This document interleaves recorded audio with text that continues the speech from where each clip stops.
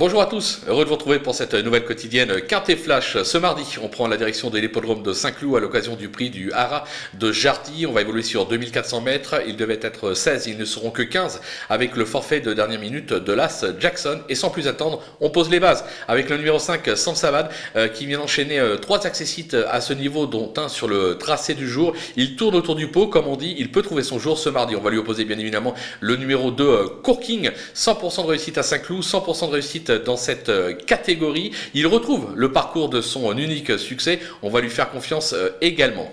Du côté des opposants, on va racheter le numéro 16, Agua, qui a quelque peu mal couru leur dernier coup sans être des plus heureuses. Cette fois-ci, on a fait appel à un pilote, Stéphane Pasquier, en renfort. C'est un signe, il ne faudra pas la sous-estimer. Le numéro 10, Nineshine, qui vient de se révéler à ce niveau avec un accessite sur le parcours du jour. Sur sa lancée et supplémenté pour l'occasion, il faudra s'en méfier également, comme le numéro 4, Caprio, qui n'a encore jamais failli, mais à un niveau moindre. Il passe un test dans cette catégorie. Maintenant, c'est un graffard. On se méfie bien évidemment toujours des graffards dans les Quintet Plus.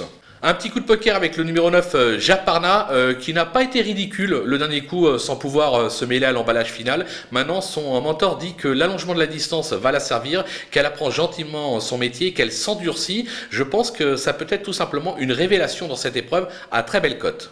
Du côté des outsiders, méfiance avec le 15, Badenrock, cheval qui est régulier, qui s'adapte à toutes les distances, à tous les tracés. De surcroît, son entraîneur le munit pour l'occasion d'une paire d'œillères. C'est un petit réglage qui peut s'avérer payant. On va s'en méfier également. Le numéro 7, Faten, qui a été façonné en province avec une certaine réussite. Elle aura pour elle de tenir la distance. On sait que son entraîneur est adroit lorsqu'il se déplace en région parisienne. Ne la sous-estimez pas, tout comme le numéro 8, Thibault, qui s'est placé à Toulouse la saison dernière dans cette catégorie. Il sera sur sa distance de prédilection.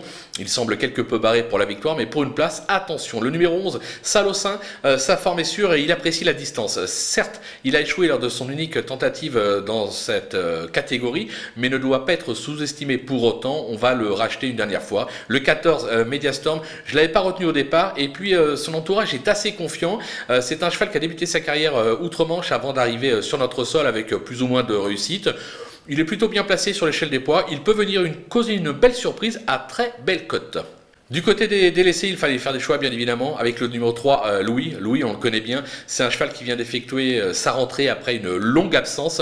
Pour moi, il n'a plus de marge au poids, c'est la raison pour laquelle je l'élimine. On attendra pour plus tard. Le numéro 6, Le Hoyo, qui a toujours échoué en 4 tentatives dans cette catégorie. De plus, je pense que c'est plus un cheval de 2007, 3000 mètres, donc je vais l'écarter. Le numéro 12, Wood City, il est sur la montante, comme l'atteste sa récente 5e place à ce niveau, sur cette piste. Toutefois, je le préfère nettement sur plus court. Voilà, c'est un regret, il fallait prendre des risques, mais moi je ne l'ai pas retenu, on ne peut pas tous les garder. Enfin, le numéro 13, Galdan, qui a déjà gagné à ce niveau sur la distance, mais cela date, c'était en 2018. Il rentre après 6 mois d'absence, il risque de manquer de compétition. On va attendre pour un peu plus tard, mais quand même, on le regarde courir attentivement. Allez, voilà, on a fait le tour de cet événement. On va se quitter avec mon pronostic et bien évidemment mes conseils de jeu. Bye bye.